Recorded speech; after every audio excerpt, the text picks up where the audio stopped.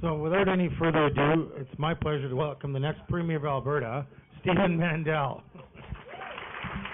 下邊歡迎Mandel 先生同我哋講幾句話，大家歡迎。Thanks very much. It's a tremendous honor to be here, and I've had an opportunity to go around and say hello to everybody at everybody's table, and everybody was so warm and friendly. Thank you very much. I don't mean to disturb those who are still eating, but there's been so much food. Maybe you could take a break. It's up to you. I would like to take a second and acknowledge someone who was a very special person, who really, I think, someone who has delivered an awful lot to the Chinese community as well as the general community in Calgary and Alberta. Teresa Wupa, please stand up, Teresa. Someone I had the honor of working with and have become friends with and had the honor of staying at her house and going to the great Greek restaurant with her. So, also from Edmonton, a good friend of mine who's running in Edmonton White Mud, Jonathan Dye. Jonathan, stand up. He's our candidate there. Good friend for a number of years. Jonathan is an incredible businessman, just so committed to creating a stronger relationship between Canada and China. If I get one email from him a day, it's 10 emails a day about how we can create a stronger relationship between Alberta and China and the difference it can make. So, Jonathan, thank you for your passion, thank you for running, and thank you for being here. It's a good friend. Thank you, Jonathan. Now, the reason we're here, Joanne, I think, first of all, those of you who haven't seen this picture could be the nicest picture I've seen of any candidate in the history of this province.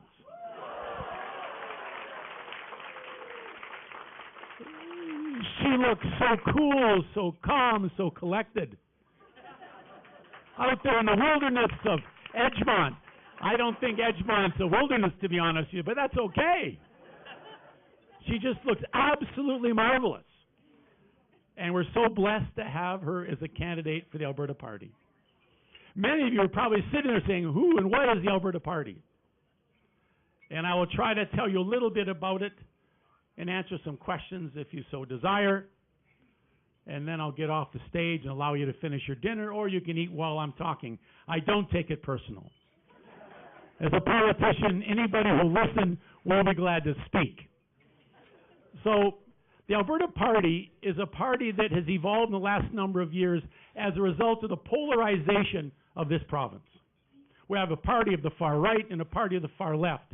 And for those of us who are most of this in this room, we really are people of the center. We're people that have values about how important it is to be fiscally responsible, to make sure that we have money in the bank to pay our bills, but also understand that it's vitally important that not that we all supply services to Albertans. So education's important. Healthcare's important. And these things take money, they take leadership, they take creativity. And the Alberta Party believes that government's role is to supply those facilities, supply those services. We're not here as a government to deprive you of your ability to send your child to school, whether it's a Chinese school, whether it's a traditional school.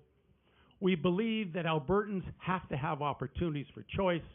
Albertans have to have that ability to have the kind of creative life they need to have for their families. The Alberta Party believes that as a government, our role is to be your servant, not your dictator. We're not here to tell you what to do. We're here to listen to the things that you want to see done. And we need to build an infrastructure that's going to make us successful. But one of the great challenges we faced over the last 5, 6, 7 years is the change in the world economy. Where at one point in time we put our finger in the ground, out came oil, and we made nothing but money. All of us did that. We all did very well. The world, according to this province, was great, and everybody said it was never going to end. Well, unfortunately, folks, it hasn't ended, but the end is in sight. And we need to find a way to be far more creative to create an economy so that your children and their children's children can stay in this province and build a future. I was talking to a young lady over here that's in chemical engineering, and she was saying many of her friends are having to leave the province because there's not the opportunity. So we need to make sure as a government, as a party, and as a province, we create the kind of environment for investment, not just in the energy industry, which is vitally important.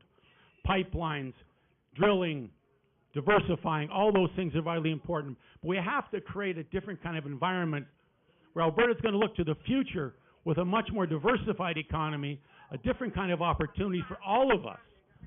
So we need to be more creative. And the Alberta Party believes that it's absolutely essential for us to look at how do we do that. The energy industry needs to be changed. It needs to be more efficient. It needs to be able to supply products in a way that's going to open up new markets. Agri-food business is something that we can look at expanding, and we have suggestions and ideas of how to do that. Medical research and medicine are a vital part of what Alberta is, and open up new forms of Chinese medicine that could be used within the province so that we look to the future in different ways that have been done in the past. We need to find out about manufacturing, how we can begin to expand it, and then invest all of it in an umbrella of technology. Technology will be the future. All of us, even those who are old like me, use this thing here. And it has changed the world. Everybody stands around in a corner. If you go to a bus stop or you go to a restaurant, everybody's looking at their phone. Because the new technology we're going to see in the next 10 or 20 or 30 years is going to make change that's happened in the last 10 years quite substantial. So Alberta has to be at the forerunner of that kind of technology. We need to invest in our universities and our post-secondary to offer creative opportunities for our students. Education is vitally important. An uneducated society in this world is not going to be a successful society. We must invest, invest, invest. We can divest in certain things, but investing in education is an absolute must. We're going to build the kind of province that's going to offer the opportunities for your children and their children over the next number of years. The Alberta Party deeply believes in this province and its future, but we have to change. We have to do things differently. We have to create a different kind of environment for success. We also have to invest in people and people's services. I look around this room and there's not many people my age, but we're an aging population. We need to invest in long-term care. We need to invest in supportive housing for seniors. But we need to do that through the private sector, the not-for-profits. I know in the city of Edmonton, the Chinese community, I know in Calgary as well, the Chinese community, have committed to building facilities for their seniors. You're passionate about your communities. And so we as a government need to support and find ways to support that.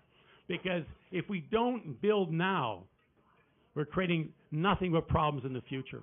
But it has to be done not owned by the government, but managed and built by and operated by, but overseen by the government, but controlled by the private sector and the not-for-profits.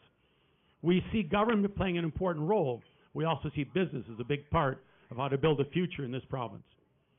So the Alberta Party has a bright future. We will run 87 candidates in the next election, which means it's a full slate of candidates. We've got probably 53 or 54 nominated now, with another 12 or 13 that are going through our process. And so by the end of the year or the first of the year, we'll have 87 candidates, which shows we are a provincial-wide party, that we care about every corner of this province, and we will come up with ideas that will help build and rebuild this province, because for too long, we've lived in the Alberta Advantage, which is really 30 or 40 years ago. We need to look at the Alberta future and see what that can hold for all of us. And that means a new way of looking at how we do things, a way in which we can build a different province, one that's going to be more successful, and one that the young lady over here does not have to leave because her engineering degree can be used in some other part of this country. We have to make sure she's here.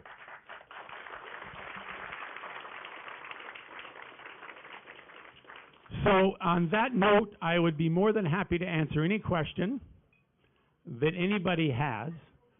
But the finally I want to say is that is people putting their name forward to run for political office, like Jonathan has done, like Teresa's done in the past. But as the individual we're here tonight to celebrate, Joanne has done, she needs your support. She needs every one of you to go out, to knock on doors, to give some money, because it's not cheap to run a campaign, so that she can be successful. One of the most important things before I close about the Alberta Party is that we want to be reflective of who we are as a province. For too long, we have been a very traditional-looking province as far as the legislature. And we need, as a party, to make sure that we're reflective of that. And so, in the end of the day, we probably have, 40%, 45% of our candidates are of our different visible minorities. We see it's vitally important for every community to be able to be seen in the legislature and to bring their values, their ideas, their vision of what we can be. Because each community is a bit different. Chinese community has an incredible tradition in the province of Alberta, well over 100 years. But some of the values that you hold dear need to be imparted to all of us in the legislature. And the people like Joanne and Jonathan and Winston and several others that are running for us in the community will help impart that vision, those ideas, and make sure that you're listened to and that you have a voice, and that voice will be heard because of the influence they have in a government that cares deeply about you as a community, about you as individuals, about your families. And so on that note, I want to thank you all for being here tonight, for supporting Joanne. And the election's going to be March, April, or May. We don't know the date, but we need every one of you to be out there helping as often as you can so that you can be successful. Thank you very, very, very much.